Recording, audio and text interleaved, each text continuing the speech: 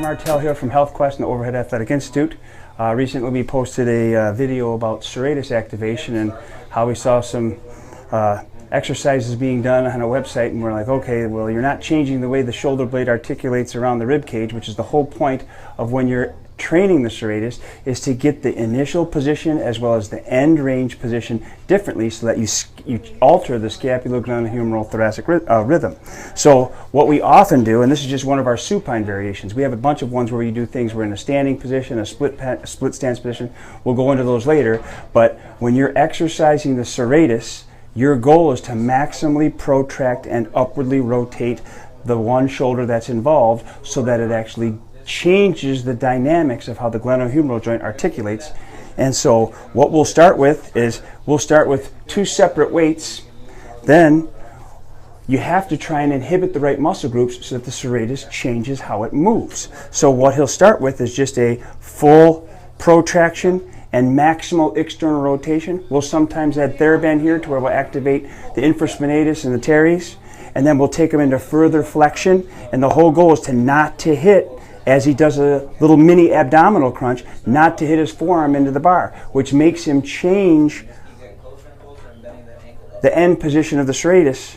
We'll tell him to really reach with that right arm, add a little thoracic rotation to it, reach to the sky, don't touch it, don't touch it, don't touch it, and then back down. And then even then, we'll inhibit the lat, or we'll elongate it, and we'll have him bring his knee to his chest, makes it 10 times harder, because a lot of times the lat, you'll see with throwers, their shoulder blade wings laterally when they flex or abduct. So he maximally externally rotates, he goes into full protraction with the mini abdominal crunch, he doesn't allow his elbows to touch, and he elongates the lat. So now you're inhibiting the correct muscle groups in the right sequence so that when his shoulder rests on his rib cage, or when he fully protracts and in abduction at the end of the throwing motion, when the serratus is most active, he's got a better position for his glenohumeral joint. So that's one variation, and we're going to go into some other variations out in the gym where we show how you do things in split stance. You add side bending, thoracic rotation, posterior pelvic tilt,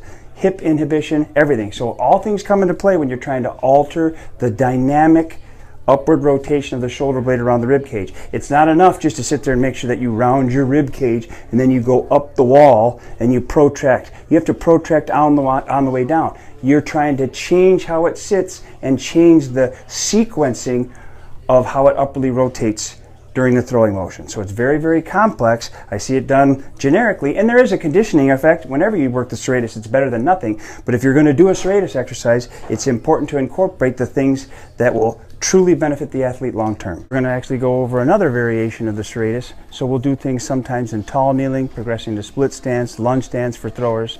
So the key is, once again, making sure that you're inhibiting the right muscle groups, activating the right muscle groups in the right sequence, that you can maximally protract the scapula around the rib cage and incorporate that into what has to happen for a thrower. So what Max will do is we'll attach it to the cable column. We use an SFMA band, and so what he does is he goes backwards, he pushes his hips backwards, goes into full thoracic extension, he rotates into left rotation, maximal external rotation, and he works further and further into flexion.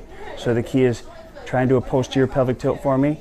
Posterior pelvic tilt, inhibiting the lat, going into thoracic rotation while he protracts the right shoulder further than the left. Tall kneeling is often a position that's underutilized in therapy and with throwers. When you take out one of the actual components of stability and you ask them to perform an exercise, it makes you engage more muscle. So a great exercise to truly create more upward rotation and activation of the serratus for a thrower, especially when they need it in a throwing motion. At Athletic Institute, we're going to show a variation of what we saw in the video that we watched, where someone was actually showing how to do a serratus exercise, and we had a little bit of an issue with how specific it was. But here's what we often do with our throwing athletes or our general population. It's just a great way to activate the serratus. But if you want to make the shoulder articulate better inside the glenoid fossa, as well as make sure that the shoulder blade's resting on the rib cage in a different starting position, you got to make sure you're doing it right. So what's Max going to do? Similar to the video that we saw, you do want to round out your chest, but you want to make sure you maintain a posterior pelvic tilt while you do it.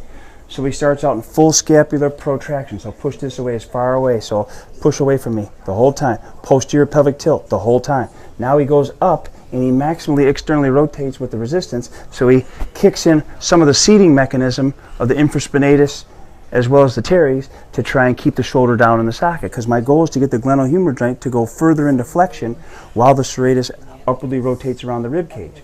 So the reason why you end up having shoulder pain is because the glenohumeral joint and the deltoid aren't doing what they're supposed to do, which creates an abnormal compression underneath the coracoacromial ligament. So it's very important to make sure you're incorporating all aspects of it. So he goes up into full flexion and maximal external rotation with protraction, with the posterior pelvic tilt. Sometimes I'll actually have them go more into side bending. We'll add thoracic rotation to it. It's an extraordinarily difficult exercise if you're doing it right and you're instructing it in a way that can truly change the way the shoulder blade wraps around the rib cage. So we'll do protraction exercises, and then we'll do a lot of isometric scapular positioning exercises in retraction to make sure that the shoulder blade is not sitting downwardly rotated and protracted on the rib cage from its starting position. The initial position's everything, as well as the end position's everything. So you have to have full freedom of movement all the way through the glenohumeral scapulothoracic rhythm.